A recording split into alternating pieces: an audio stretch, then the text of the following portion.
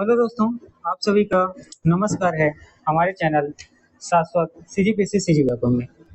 और जैसा कि आप सभी को पता है कि हमारी जो है क्लासेस वो छात्रावास अधीक्षक भर्ती और प्रयोगशाला परीक्षक भर्ती को क्या लेकर आती है। तो आज हम लोग पढ़ेंगे छात्रावास अधीक्षक भर्ती का जो हमारे मैथ्स में लास्ट हम लोग जो टॉपिक पढ़ रहे थे वो था आपका परसेंटेज का पार्ट 2। और आज हम लोग पढ़ेंगे परसेंटेज का पार्ट 3। साथ ही ये जो है परसेंटेज का क्या होगा, अंतिम पार्ट होगा, है ना। तो आज जितने भी क्वेश्चन हम लोग करेंगे उसके बाद दिन क्या हम परसेंटेज खत्म हो जाएगा, उसके बाद हम नेक्स्ट जो इम्पोर्टेंट टॉपिक है उसके बारे में फिर आगे चर्चा करेंगे। ठीक है, तो चलिए देखिए। ठीक है, छात्रावास अधीक्षक भर्ती आपका मैथ्स है परसेंटेज भाग 3, है ना, पार्ट 3। अब चलिए यहाँ पे देखिए आपका पहला प्रश्न है। ठीक है, यहाँ पे देखिए आपका पहला प्रश्न है, पढ़िए इसको।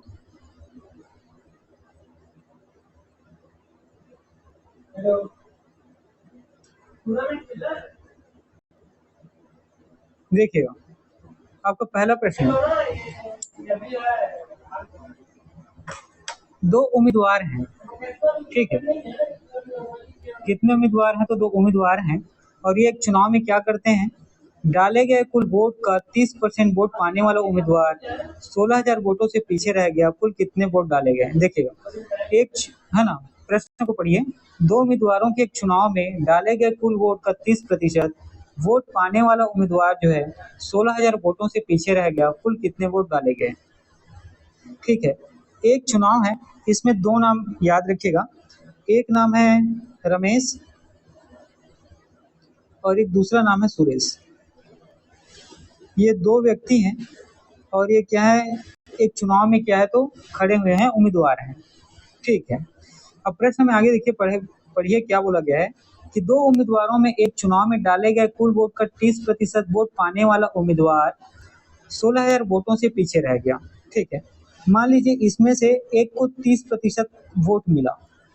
किसको मिला इसके बारे में अभी, है ना, ये कंफर्म नहीं है, लेकिन यहाँ पे बोला क्या गया, कुल कितने वोट डाले गए, आपको टोटल वोटों की संख्या बतानी है। ठीक है, किसको कितना मिला इससे, है ना, ये इस क्वेश्चन में उसे उतनी इंपॉर्टेंट नहीं है। ठीक है, क्योंकि उसके बारे में पूछा नहीं गया है। तो 30% जब एक व्यक्ति को मिला तो दूसरे उम्मीदवार को कितना मिलेगा? 70%। क्योंकि परसेंट में, है ना, क्योंकि जितने भी वोट मिलेंगे कुल वो अपने आप में कितना होगा? 100% होगा। एक को 30% मिला, दूसरे को 70% मिला। उसके बाद क्या बोला गया, 30% पाने वाला उम्मीदवार 16,000 वोटों से पीछे रह गया। अब देखिए इन दोनों के, ठीक है, इन दोनों के परसेंटेज के जो अंतर रहेगा, मतलब इन दोनों को जितना वोट डाला गया उसमें जो अंतर रहेगा उसी का वैल्यू तो 16,000 है। ठीक है, तो उसी का वैल्यू क्या है? 16,000 है। देखिए एक को 70 मिला, एक को 30 मिला, तो इसका मतलब दोनों के बीच का अंतर कितना आ गया? 40% का। ये 40% ज्यादा किसको मिला? जो जीता है उसको मिला। लेकिन 40%, है ना, अंतर कितने का है? 40,000 का। लेकिन यहाँ की क्या बोला गया? 16,000 वोटों से पीछे रह गया। तो यही 40% है ना जो अंतर है, और यही जो पीछे रह गया इसका मतलब क्या है कि वही अंतर को बता रहा है कि 16,000 उसको ज्यादा मिल गया, उसको कम मिल गया। तो 40% का वैल्यू कितना है? 16,000। ठीक है, तो 1% की वैल्यू कितनी हो जाएगी? 40 से कम, और 40 चौके 160 और 2 जीरो, ये कितना है? 1% की वैल्यू कितनी है? 400। हमें क्या बताना है? कुल वोटों की संख्या। तो मैंने पहले ही बताया, कोई, है ना, कितना होता है अपने आप में? 100% होता है। कुल वोटों की संख्या अपने आप में कितना होता है? 100% रहता है। तो 100% यहाँ से लेंगे तो क्या आएगा? इसमें 100 का गुणा कर दीजिए, आपका उत्तर कितना आ गया? 40,000। तो कुल वोटों की संख्या कितनी है? तो याद रखिएगा कुल वोटों की संख्या 40,000 है, यही आपका उत्तर है। ठीक है, किसी को कहीं पर कुछ डाउट होगा तो कमेंट बॉक्स में क्या करेंगे? कमेंट करेंगे। चलिए ठीक है, अब हम लोग नेक्स्ट क्वेश्चन की तरफ बढ़ते हैं, या इसी को एक दूसरे मेथड से भी आप बना सकते हैं। मैं इसका एक दूसरा मेथड भी आपको बताता हूँ। ठीक है, देखिएगा, मान लीजिए वोटों की कुल संख्या x है। ठीक है, मान लीजिए जो कुल वोटों की संख्या है ये कितनी है? तो x है। ठीक है, तो इसी x का एक व्यक्ति को कितना परसेंट मिला है? 30% मिला है। ठीक है, और उसके बाद एक व्यक्ति को 30% मिला है, बोला गया कि 16,000 वोटों से पीछे रह गया है। ठीक है, कितना? 16,000 वोटों से पीछे रह गया है, यानी एक व्यक्ति को, एक को 30% मिला है। ठीक है, तो दूसरे को कितना मिलेगा? देखिए ये x है और ये x का 30%, यही है। तो यहाँ पे क्या कर लेंगे, आप 100 ले लेंगे और ये 100x माइनस 30x, तो ये कितना हो गया, ये होगा 70x अपन 100। यही चीजें हैं।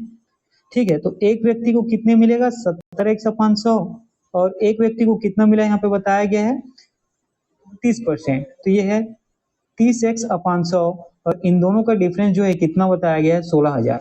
ठीक है, तो इन दोनों के बीच के जो वोटों का अंतर है, एक कितना 16,000 वोटों से पीछे रह जाता है ना।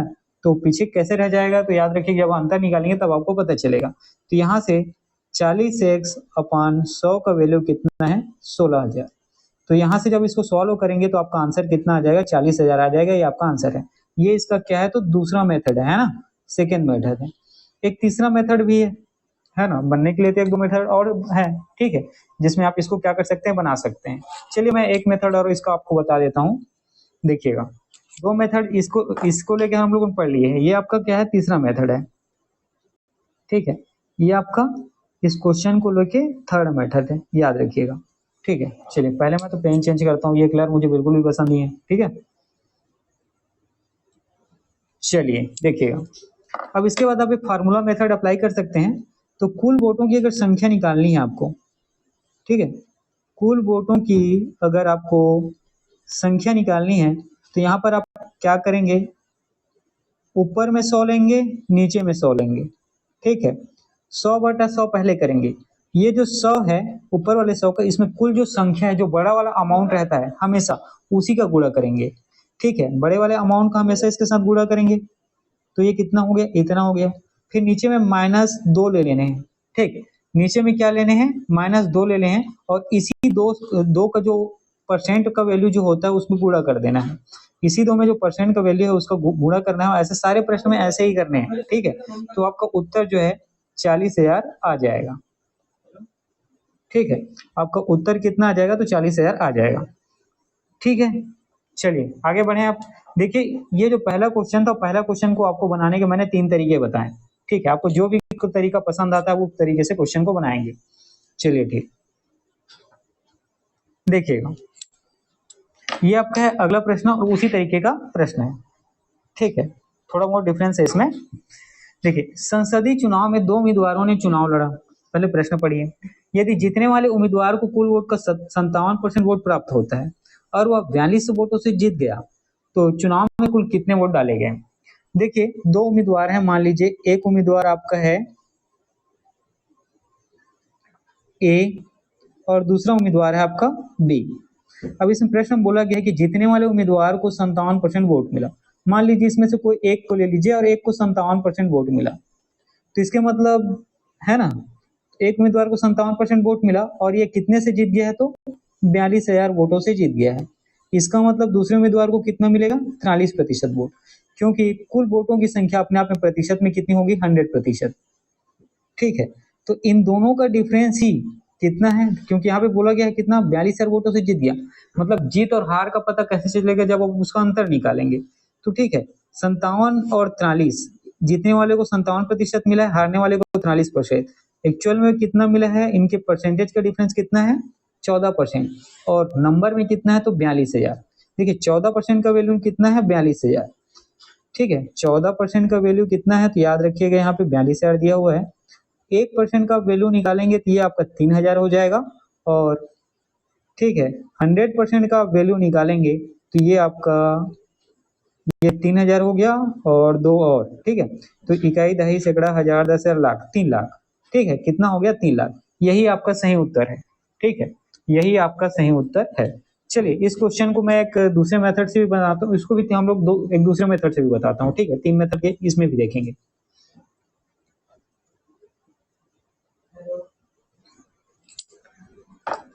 अब देखिए, मान लीजिए कुल वोटों की संख्या आप कितना ले लीजिएगा, x।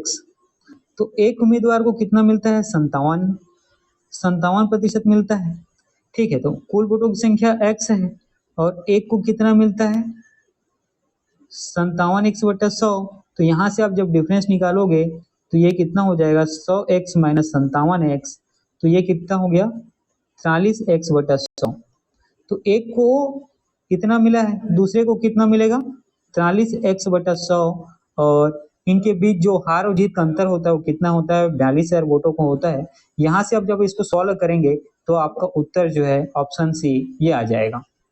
ठीक है, चलिए एक थर्ड मेथड भी है, उसको भी मैं आपको बता देता हूँ। ठीक है, तो देखिएगा जब इस तरीके से क्वेश्चन आपको सॉल्व करने हैं तो यहाँ पे सबसे पहले आपको देखिए ये है ना, जो मैंने थोड़ी देर पहले फार्मूला मेथड आपको बताया था, ठीक है, सेम चीजें हैं। ठीक, तो आप चाहे तो अब मैं 3 मेथड आपको नहीं बताऊंगा क्योंकि इसके पहले मैंने है ना बताया हुआ है। तो हम लोग आगे बढ़ते हैं, 2 मेथड इस क्वेश्चन के लिए हो गए हैं। ठीक, चलिए आगे बढ़ते हैं। देखिएगा ये आपका तीसरा प्रश्न है और पढ़िए। किसी कार्यालय में स्टाफ में 40% महिलाएं हैं, ठीक है, 70% महिला स्टाफ है और 50% स्टाफ विवाहित है। कार्यालय में जो अविवाहित स्टाफ है उनका प्रतिशत आपको बताने हैं। ठीक है, तो देखिएगा कार्यालय में स्टाफ का 40% महिला है, मालिक। ठीक है, देखिए हमेशा आपको जो कुल है ना टोटल स्टाफ,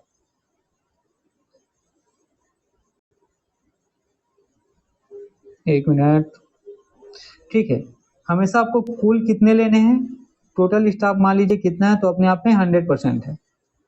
कितना है, परसेंट वैल्यू में 100% है। और इसी 100% में 40% जो है क्या है तो फीमेल है, महिलाएं हैं। इसका मतलब 40 क्या हो गई, महिलाएं हो गई। ठीक है, तो बचा 60% क्या होंगे, जो बचा हुआ 60% है ये हो जाएंगे पुरुष, मेन हो जाएंगे। ठीक है, 70% महिला स्टाफ और 50% है ना पुरुष स्टाफ अविवाहित है। मतलब ये 40 का 70% जो है महिला स्टाफ और ये जो पुरुष है 60 का 50% जो है ये अविवाहित है। ठीक है, ये क्या है तो अविवाहित है। ठीक, तो देखिए ये जीरो, ऊपर का 2 जीरो नीचे का 2 जीरो कर लीजिए, ये कितना हो गया 28। ऊपर का 2 जीरो नीचे का 2 जीरो, ये कितना हो गया 30। अब देखिए यहाँ पे कुल कितना है 40 है और 28 अविवाहित है। देखिए है ना, ये अविवाहित नहीं, ये विवाहित होगा। ठीक, ये जो है विवाहित होगा, इसका मतलब अविवाहित कितने हो जाएंगे। ठीक है, अविवाहित कितने हो जाएंगे तो इनका डिफरेंस निकालो। 40 कुल थे जिसमें 28 का विवाह हो गया है। ठीक है, तो 12 जो है इनका विवाह नहीं हुआ है। उसी प्रकार कुल कितने हैं तो 60 है ना, 60 मेल हैं जिसमें 30 का क्या विवाह हो गया है तो 30 का नहीं हुआ है। इन दोनों के बीच का आपको डिफरेंस निकालने हैं। ठीक, तो अब कार्यालय में अविवाहित स्टाफ का आपको प्रतिशत बताने हैं। देखिए 12 फीमेल में 23 मेल में, इन दोनों को आप जोड़ेंगे तो ये कितना आ जाएगा 42 आ जाएगा। और कुल कितने हैं, ठीक है, कुल कितने हैं तो कुल याद रखिए हम लोगों ने कितना लिया, अपने आप में 100% होता है, 100 लिया है इंटू 100%, क्योंकि प्रतिशत निकालने हैं। तो कितना आ जाएगा आपका उत्तर, आंसर बी 42%। ठीक है, आपका उत्तर 42% जो है आपका सही उत्तर हो जाएगा। ठीक, चलिए नेक्स्ट क्वेश्चन की तरफ चलते हैं। ओ शिट, चलिए कोई बात नहीं, देखिएगा पहले प्रश्न पढ़िए। भावना अपने वेतन का 12% जो है अनाथालय को, है ना, अनाथालय कहने का मतलब क्या है, जो अनाथ आश्रम होता है उसके बारे में बात किया जा रहा है। ठीक है, अनाथ आश्रम के बारे में यहाँ पे बात किया जा रहा है। तो अनाथालय को दान देने का क्या निर्णय लेती है। ठीक है, फिर आगे बढ़िए। दान देने वाला दिन उसका विचार बदल जाता है। ठीक, मान लीजिए वो क्या करती है 12% है ना दान देने का, उस क्या करती है सोचती है पहले, उसके बाद जिस दिन दान करना होता है उसका मन बदल जाता है और वह 24 रुपए दान करती है।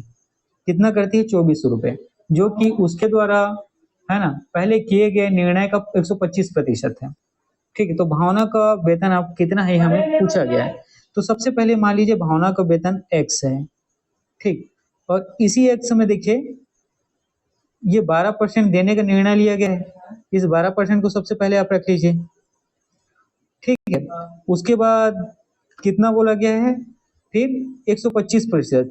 देखिए आराम से समझिएगा, 12% उसने क्या किया, देने का निर्णय लिया। एक्चुअल में कुल कितना दिया, 2400 दिया, जो उसके द्वारा पहले किए गए निर्णय का, पहले 12% निर्णय किया गया था, इसी का 125% है, इसी का 125% है ना। और ये किसके बराबर हुआ, कुल उसने कितना दिया 2400 इसके, ठीक है, यही चीजें हैं। देखिए एक बार मैं फिर आपको बताता हूँ, आप कंफ्यूज ना हों। मान लीजिए भावना का जो वेतन है X रुपए है, और इसी X रुपए को उसने पहले 12% जो है अनाथालय में क्या करने के, दान करने का निर्णय लेती है, लेकिन बाद में वो बदल देती, अपना विचार बदल देती है। जिस दिन क्या करना रहता है, दान देना रहता है, और वो कुल 2400 रुपए देती है। और ये 2400 रुपए जो है, इसके जो पहले उसने है ना निर्णय लिया था 12% देने का, इसी के 125% के बराबर होता है। यहाँ तक क्लियर हुई चीजें। अब यहाँ से x का वैल्यू निकाल लीजिए। देखिए 12 एकम, 12 दूनी 24, ये 2 शून्य, ठीक है। अब यहाँ ये 25 पंचे 25 अट्ठे, यहाँ तक क्लियर हुआ। 5 एकम 5 बीसम, ठीक। ये यहाँ से 2000 और 2000 का 8 से आप गुणा करेंगे, है ना, तो ये हो जाएगा 16,000। तो आपका आंसर सी, ये आपका क्या हो जाएगा, सही उत्तर हो जाएगा। ठीक है, ये चीजें बहुत ही आसान थी। जिनको समझ में नहीं आया होगा वो क्या करेंगे, कमेंट करेंगे। चलिए ठीक है, अब हम लोग नेक्स्ट क्वेश्चन की तरफ आगे बढ़ते हैं।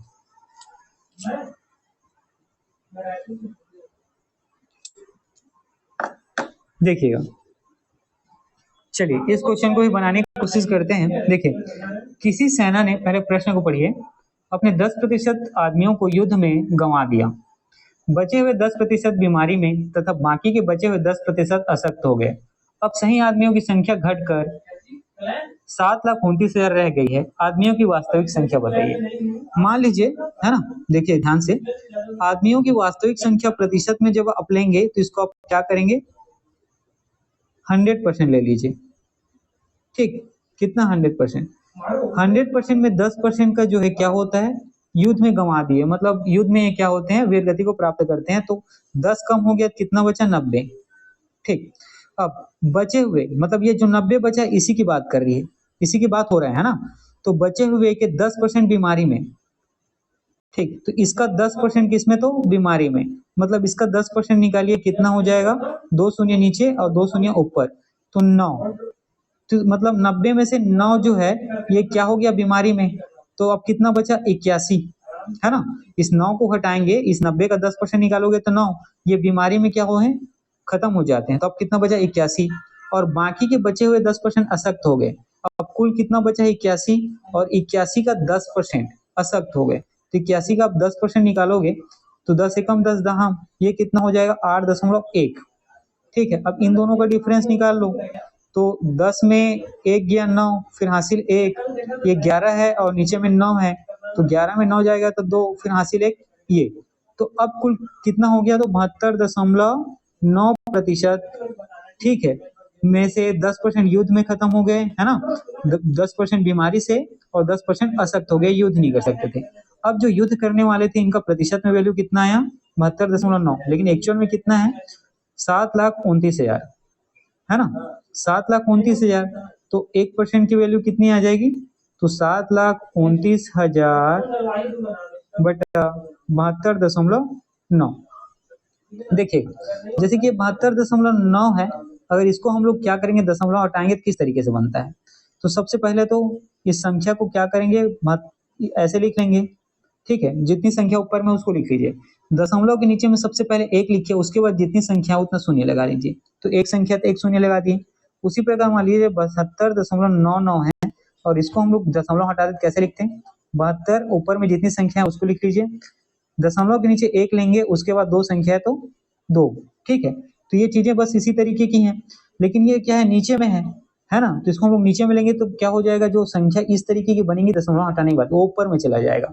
तो 100% हमें लेने हैं, ठीक है। तो ये कितना हो जाएगा, 7,29,000, ये 729 और ऊपर में 10, ठीक है। तो ये एक बार, और उसके बाद 3 शून्य हो गया, और ये 1 शून्य।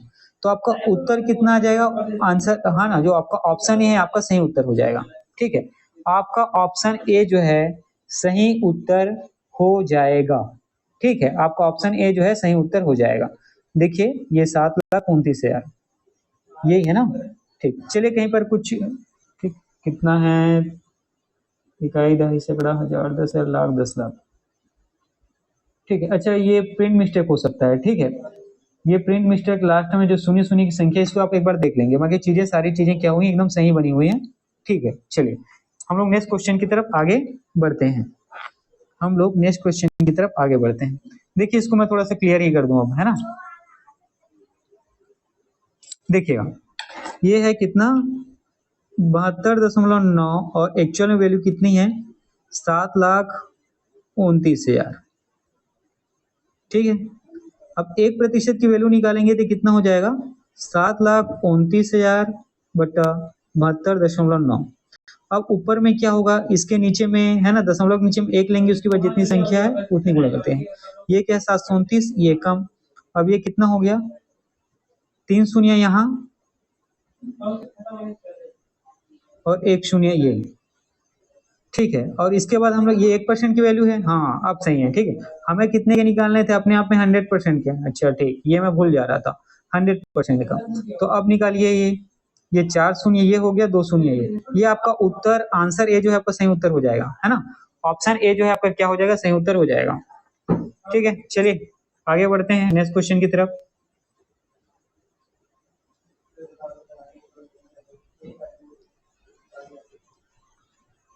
देखिएगा दो नाम है रमेश और सुरेश। पहले क्वेश्चन पढ़ते हैं। रमेश और सुरेश की जो मासिक आय है मतलब महीने की जो उसका इनकम है वो है 15,000 और 18,000। यदि रमेश की आय में, ठीक है, रमेश नाम के व्यक्ति की आय में 30% वृद्धि कर दी जाती है और सुरेश की आय में 20% की कमी की जाती है तो दोनों की नई मासिक आय क्रमशः क्या होगी आपको बताने हैं। देखिएगा एक व्यक्ति का नाम है रमेश, दूसरा व्यक्ति का नाम है सुरेश। रमेश का मासिक वेतन कितना है तो याद रखिएगा 15,000 रुपए है। सुरेश का मासिक वेतन कितना है तो याद रखिएगा 18,000 रुपए है।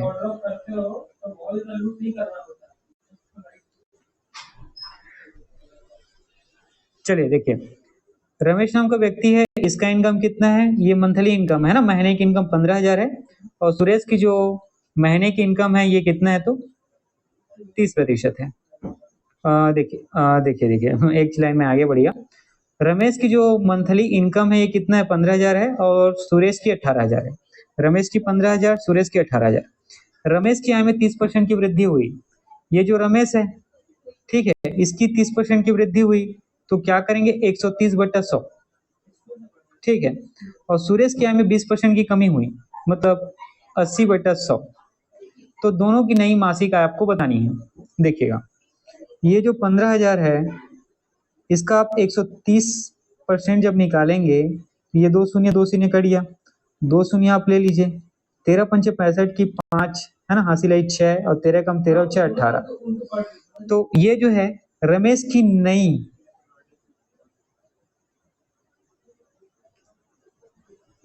ये ऑप्शन में नहीं, एक मिनट फिर से देखते हैं। ठीक है, ये जो 15,000 है रमेश इसके मासिक आय में कितनी % की वृद्धि हुई तो 30% की वृद्धि हुई। 2 शून्य ये हो गया 2 शून्य ये 2 2 3 5 15 हासिल 1 3 एकम 3 4। देखिए इस तरह के स्ट्रक्चर कहीं दिख रहा है। हाँ तो देखिए ये है 15,000 और इसमें हम लोगों ने 30% निकाला 15,000 का। रमेश का मंथली इनकम 15,000 है, 30% इसमें वृद्धि हुई तो 15,000 में 30% हम लोगों ने वृद्धि किया तो कितना हो गया 4500। अब इन दोनों को जोड़िए, है ना, 15,000 तो था ही, 30% बढ़ गया तो 30% कितना है 4500। तो ये कितना हो गया 19,500 रुपए। ठीक, ये कितना हो गया तो 19,500 रुपए। ये क्या है सुरेश रमेश का वृद्धि के बाद 30% बढ़ने के बाद वाली मंथली इनकम है। ठीक है, अब देखिएगा यहाँ पे सुरेश का है, देखिएगा ठीक। अब सुरेश का देखें, देखिएगा सुरेश का इनकम कितना है तो 18,000 रुपए है मंथली इनकम। इसमें कितना हुआ 20% की कमी हुई तो इसको पहले 20% निकाल लेते हैं। ये 2 शून्य काट दीजिए, ये 2 शून्य काट दीजिए, 2 शून्य लीजिए और 2 8 16 और हासिल 1 2 एकम 2 1 3। ठीक है, तो ये कितना हो गया 0 और 0 0 और 0 और 6 और 21। देखिए ये एक्चुअल में घटाना है ना, 20% की क्या हुई है कमी हुई है। ठीक, ये 18,000 है और इसमें 20% की कमी हुई तो 18,000 का 20% कितना निकालोगे 3600। ये आया है। अब घटा दीजिए 0 0 और 10 में 4 6 गया तो 4 हाथ तो ये कितना होगा 14,400। आपका ऑप्शन ए जो है सही उत्तर हो जाएगा। देखिए इस क्वेश्चन को मैं फास्ट तरीके से और रिपीट करता हूँ। ठीक, देखिए एक रमेश है, एक व्यक्ति कौन सा है आपका, सुरेश। इसकी मंथली इनकम 15,000 रुपए है, इसकी मंथली इनकम कितना है, 18,000 रुपए है। ठीक है, ये जो 15,000 है इसका 30% इसकी मंथली इनकम में वृद्धि हुई, तो इसका 30% निकालिए, ये कितना हो जाएगा, 4500। इसका मंथली इनकम कितना था, 15,000 रुपए, 30% बढ़ा, तो बढ़ने के बाद कुल कितना हो गया, तो ये हो गया 19,500 रुपए। सुरेश है, इसमें कितने की कमी हुई, 20% की कमी हुई, तो 20% 18,000 का कितना होता है, 3600 रुपए। चूंकि कमी हुई तो घटा देंगे, तो ये कितना होगा, 14,400 रुपए। बस यही है। ठीक है, चलिए अब नेक्स्ट क्वेश्चन की तरफ आगे बढ़ते हैं। देखिएगा, पहले प्रश्न पढ़िए। एक मशीन का मूल्य प्रतिवर्ष 10% की दर से घटता है। यदि मशीन का वर्तमान मूल्य 729 रुपए है, तो 3 वर्ष पहले मशीन का मूल्य कितना था। ठीक है, देखिए आज क्या है, मशीन की मूल्य 729 रुपए है। ठीक है, और इसको खरीदा गया कब गया था, 3 साल पहले। तो 3 साल पहले जब खरीदा गया था, तो इसका मूल्य जो है आज से कितना होगा, ज्यादा होगा। और कितना ज्यादा था, ये हमें बताने हैं। देखिए ये है 729 रुपए वर्तमान मूल्य है। ठीक है, 729 रुपए जो है मशीन का वर्तमान मूल्य है। अब 10% की दर से प्रतिवर्ष घटता है, तो ये 10% की दर से प्रतिवर्ष घटता है, तो ये क्या होगा, और कितने वर्ष तक, 3 वर्ष पहले का।